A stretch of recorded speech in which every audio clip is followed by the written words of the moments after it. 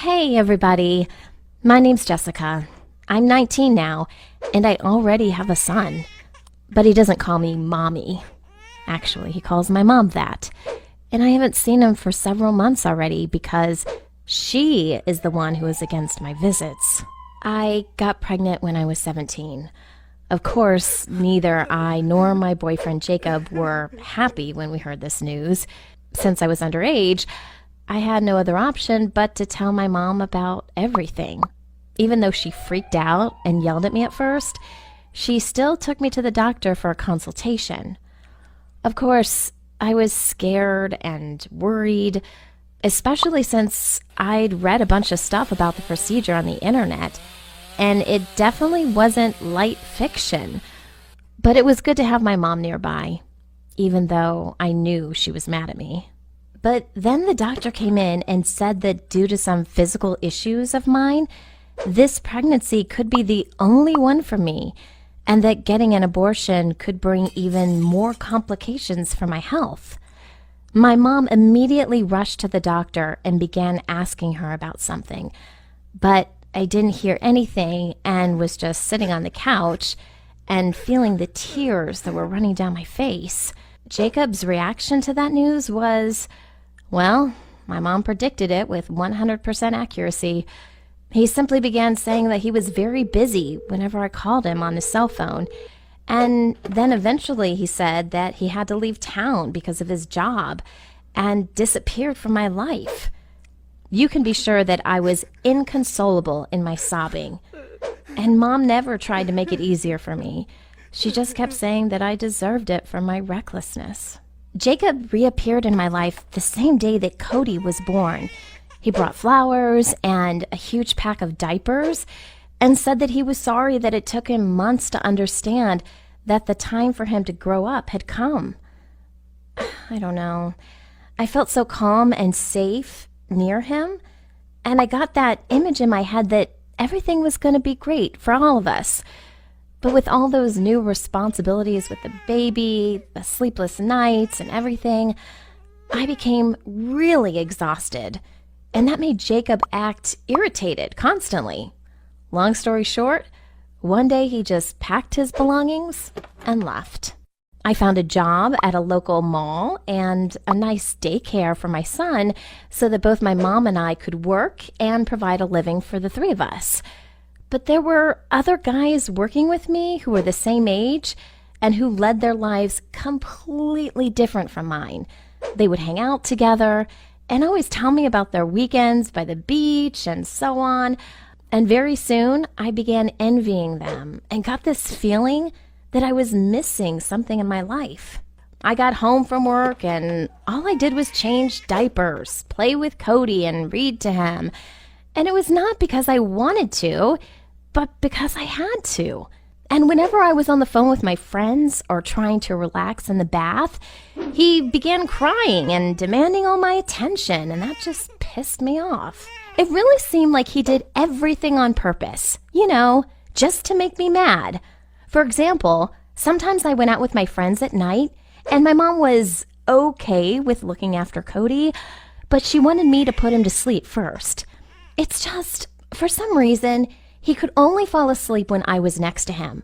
And really often, I had to lull him for a whole 2 hours, which made me really nervous. And when he finally fell asleep, I had no strength to go anywhere anymore. While on a regular evening, when I had no plans, he would fall asleep in like 10 minutes. I hated that. So I began staying late at work and telling my mom that I had additional shifts so that she would pick Cody up from daycare herself. Of course, I had fights with my mom because of that. You see, she was dating a nice man named Leo, and apparently she wanted to spend some time with him alone instead of babysitting her grandson. But I wasn't ready to sacrifice my time for her. One day, my mom just came and told me that Leo had gotten a cool job in another city, and he wanted her to go with him, and she said yes, and they were going to leave in a week. That news blew my mind. Maybe I overreacted, or it might have been a nervous breakdown or something, but when I heard that, I just dropped to the floor and began to sob. I never cried so hard in my life. I even had to use a paper bag just to breathe properly. I just imagined that I had to stay with Cody on my own for the rest of my life. Just the two of us. And that absolutely destroyed me. Since then, a hatred toward Cody was growing inside me. I didn't want to hold him in my hands or baby talk with him or anything. I had no intentions of kissing him or hugging him because I couldn't get rid of the thought that if I didn't have him, I'd be happy with a nice guy and wouldn't be alone. My mom saw everything and tried to talk to me about it a couple of times, but I had nothing to tell her. Then, right before the day of their departure, Mom entered my room to announce another decision of hers. And when I heard that she and Leo had decided to take Cody with them to that other city and leave me here on my own, my jaw literally dropped. I couldn't believe what I'd heard.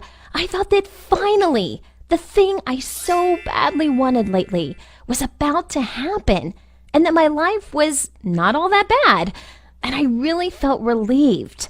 The next day, I pretended that it was sad for me that everybody left, but honestly, I wasn't even a little bit upset about it. My new life was amazing.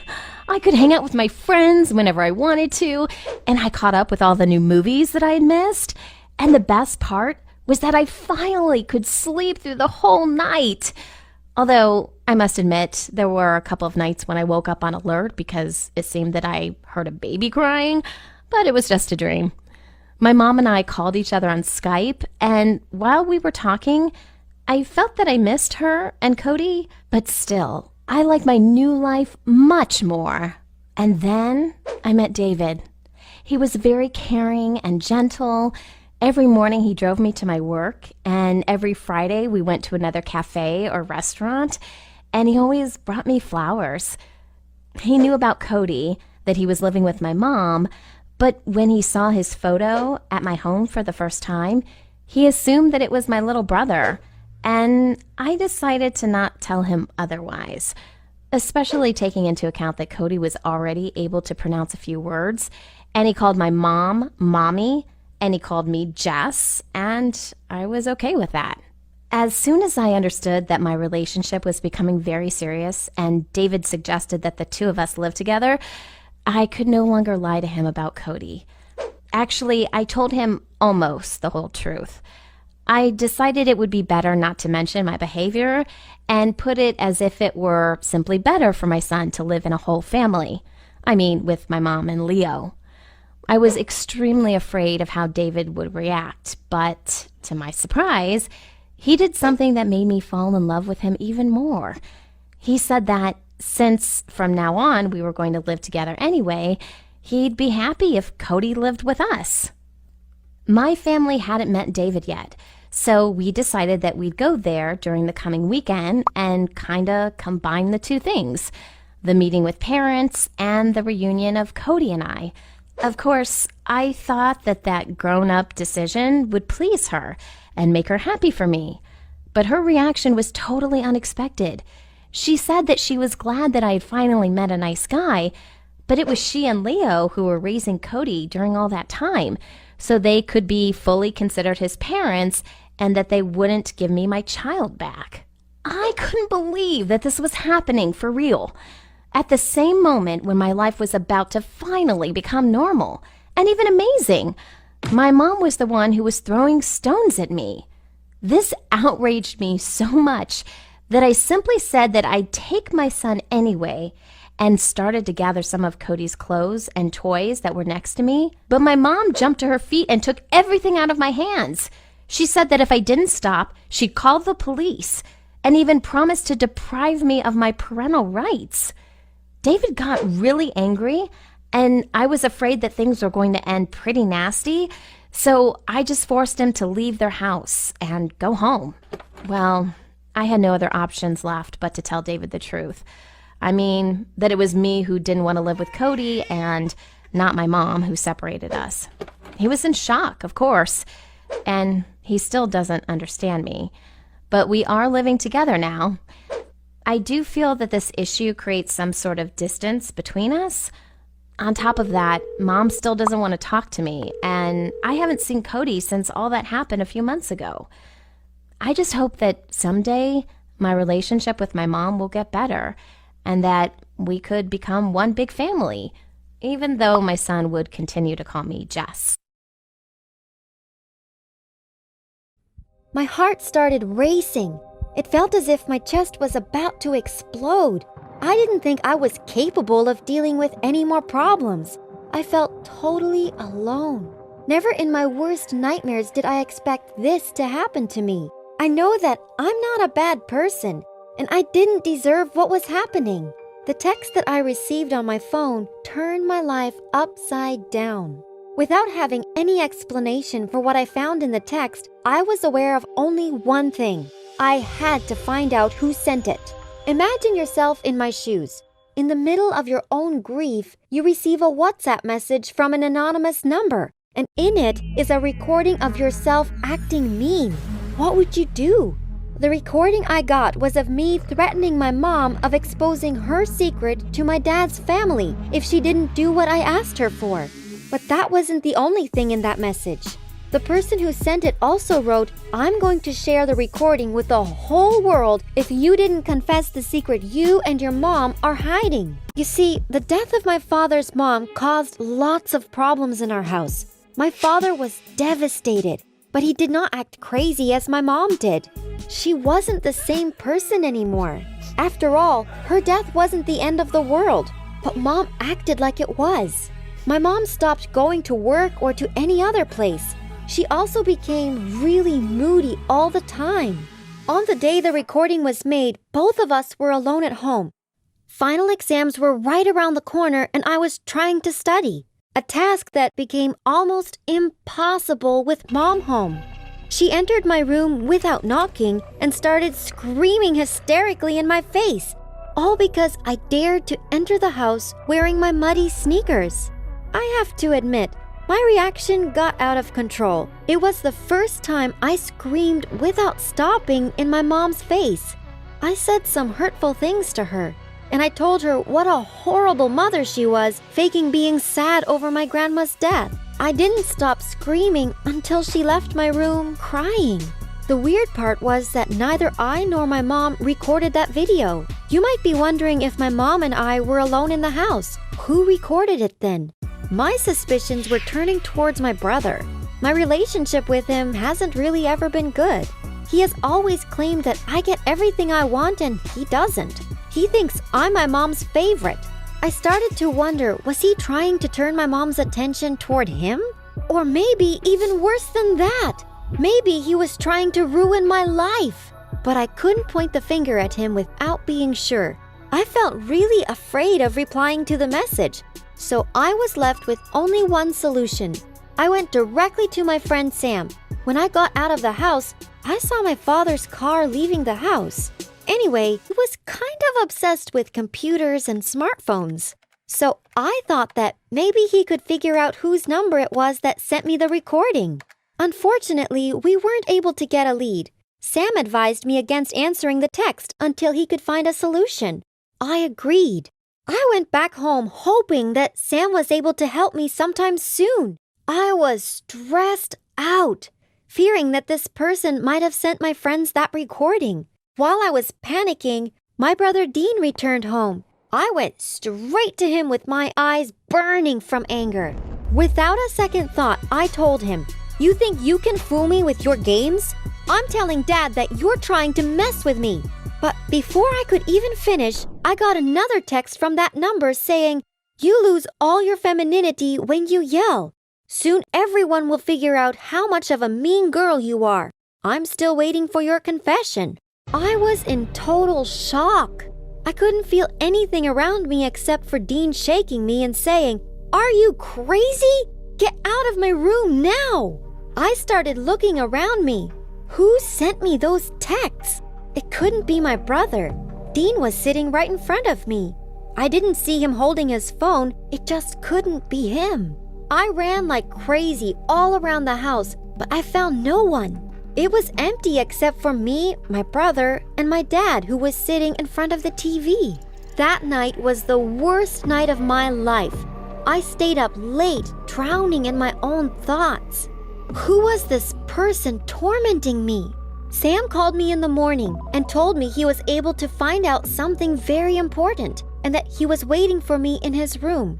I went to his room right away. I was able to record the calls that were made by that person, and here was the real shocker.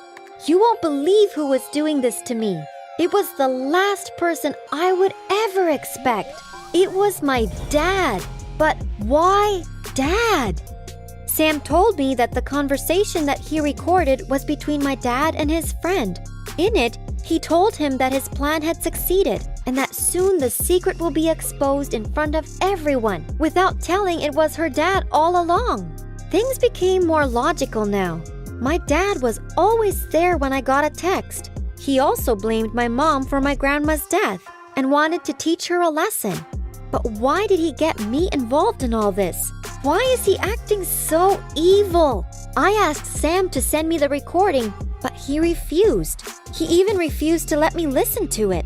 He said he had deleted it in order to protect himself because hacking and recording people's phones is illegal. He left me with no proof to face my dad with.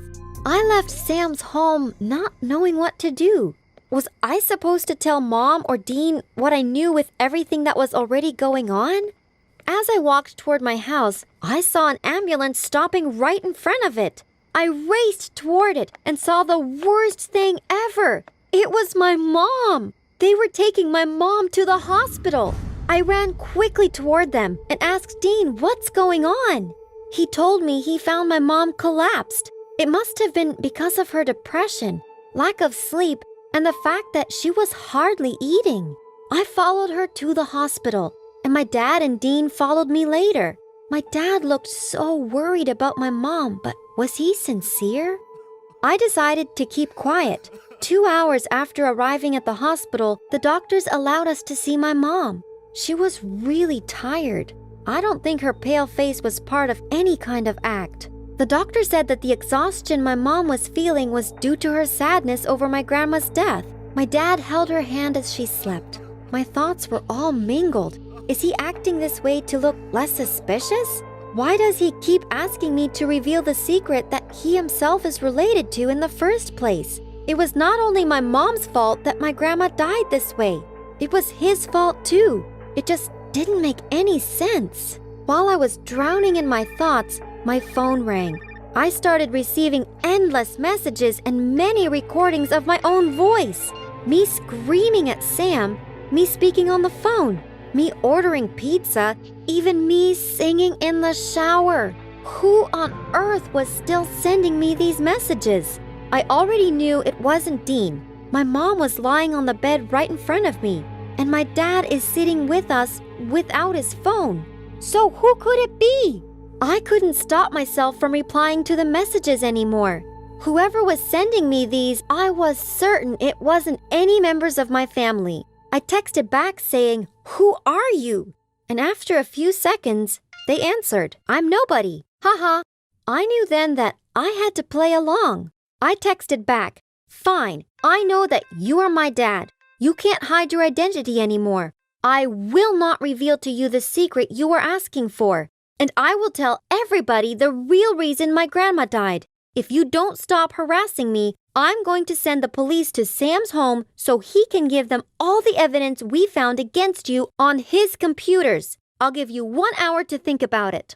I turned off my phone after that. In reality, I was never going to call the cops, but I learned this trick from the many movies I've watched. I wanted whoever was messing with me to feel threatened. For the next hour, I was counting the seconds so I could turn my phone back on and see my fake dad's response.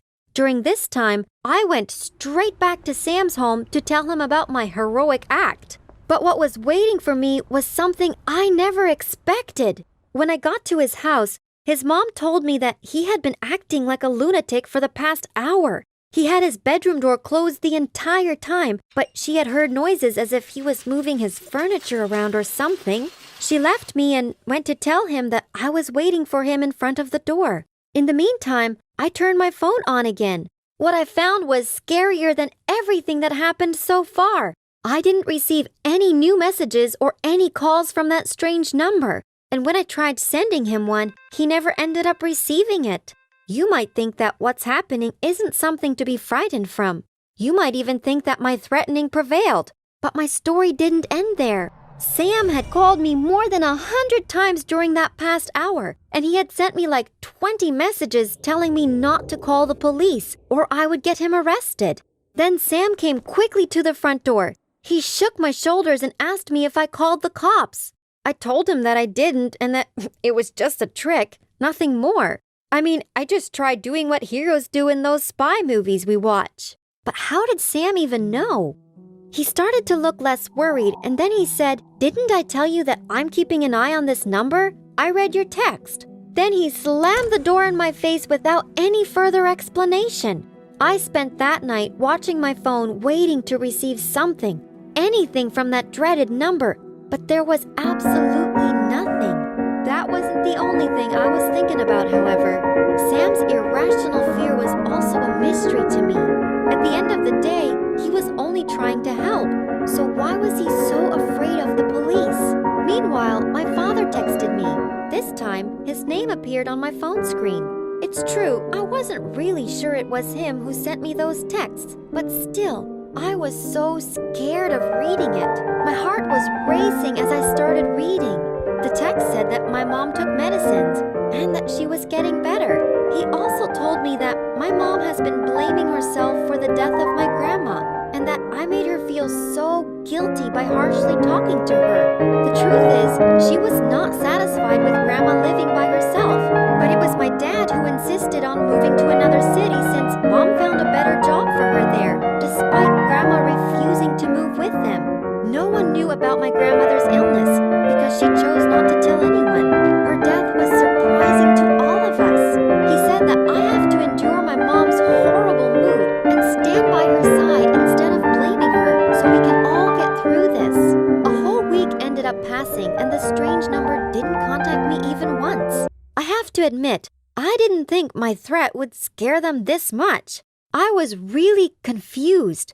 I couldn't find any explanation as to what was happening. During that week, however, life was getting better. Mom came back from the hospital, and she was starting to get better. I finally returned to feeling the peace and quiet I had lost. But then, one day, something super weird happened. My friend Charlie told me that she and another girl who attend our school didn't want to go to school because they were feeling that they were being watched. Not only that, but someone was sending her threatening messages along with recordings of herself. Her parents told the police about it, and the cops advised her that she should remain at home until they catch the stalker, because this wasn't the first report they had about this stalker in the last 3 months. I couldn't believe my ears. Was it possible?